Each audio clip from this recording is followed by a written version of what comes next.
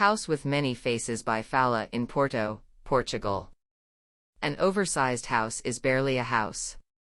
The very long narrow plot used to accommodate shabby offices and a spacious warehouse. A fearless client aimed at transforming this clutter into a home. A soon-to-be living room could easily have a dozen cars parked in there. The structure of the existing building suggests two parts.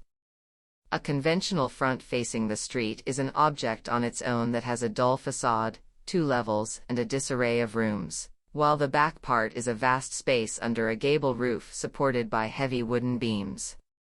The project is conceived as a series of cuts across the lengthy perimeter. 5 facets are reassessed and introduced to order the extensive space.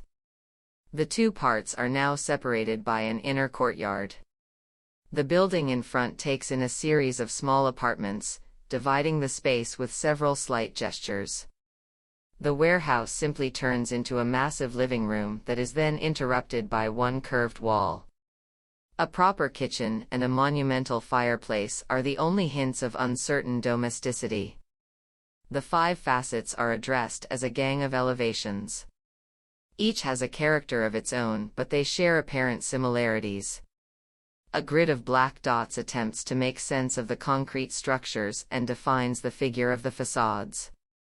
Reoccurring pairs of windows, yellow doors, green shutters and surfaces of glass brick correspond to intricate rooms, devise tense compositions and charismatic personas.